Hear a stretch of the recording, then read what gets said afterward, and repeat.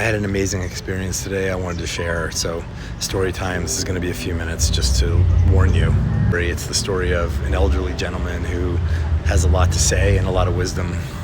It's not every day, but there are days when I feel like my life in France is like kind of a story, like a book. And today was one of those days. So I just got done a conversation with a guy who lives in our apartment building.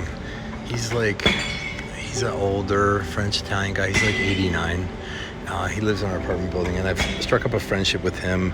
He loves my dog. He calls my dog, Selena, the German Shepherd, Rex. Hey, Rex. And I guess after that TV show. But I've gotten to be friendly with him, and he's such a nice guy. I mean, it's like they don't make him like that anymore kind of guy, you know, this greatest generation type guy. But he's so charming, and he's so quintessentially French in all the right ways.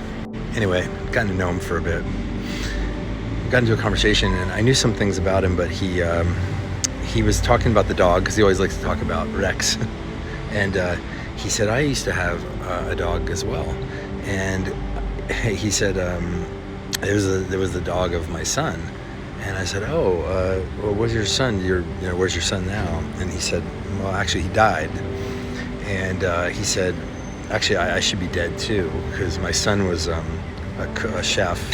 I guess like the mother was a really cooked for like almost like royalty. And the son took after her. Anyway, he had a restaurant. He was going to pick up a side of beef somewhere. And I think maybe when he was saying it, it might have been he was hunting for it. I wasn't sure about that part. But anyway, he said, I'm going to go to the country to pick this up. Do you want to come with me, Dad? And he was going to go, but his doctor said, he asked his doctor, because he was in poor health at the time, should I go? And while he was waiting for the response, his son had to leave. So he took off, and he was going along a mountain road, just like not too far from here. And the car went off the road, and his son was killed. And I was just blown away. I had no idea. You could see him in that moment. Definitely, he was getting choked up and everything. But this guy's really hopeful. He's so positive, and he's so charming. And you could just see like the pain. Like despite all the pain he's had in his life with losing his son 10 years ago, he's maintained his joy and the spark in his eye. He always has a spark in his eye. Anyway, something happened. So. This is one of those things where you have to listen to those voices in your head when you have them, whatever you want to call it, God, instinct, it doesn't matter, whatever you want to call it. I got this nagging, sorry, annoying European ambulance noise or whatever it is. So I got this, like, you need to ask him when his birthday is. And I was like, really? Okay, ask him when okay. So I asked him when his birthday was. And he's like, it's in 3 days. I was like, okay, that's why. And so my wife went out and bought him a little birthday cake, little personal birthday cake, just because I was like, and I know the dude doesn't have any remaining family members and stuff, so we just wanted to bring him something. So unfortunately, I didn't know where he exactly lived in the apartment complex yesterday, and he wasn't around like he usually is. So, but it turns out the guy had like a broken molar. He had his molar removed yesterday on his birthday, and he's got terrible sciatic pain shooting down his side. But again, this guy always comes to you with a smile, everything, but the guy's been living in pain. They had to cut his molar 2 different ways to then remove it. This is on his birthday. He's telling me the story. I'm just like, oh my gosh.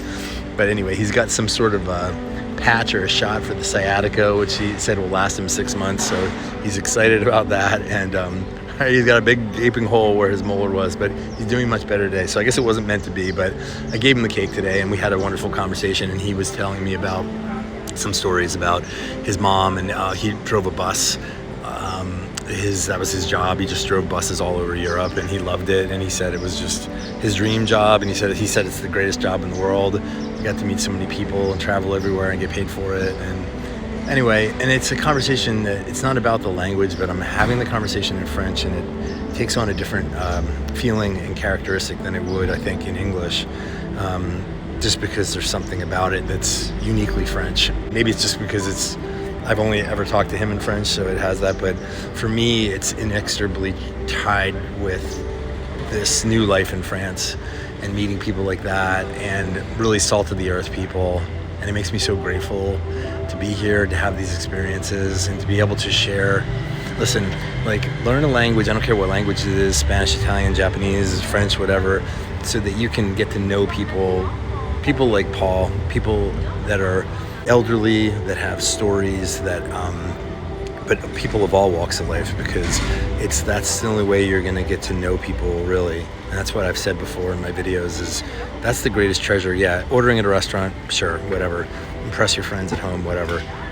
Getting to know other human beings in their own language in a way that you never could if you don't speak it is the greatest gift of learning a language.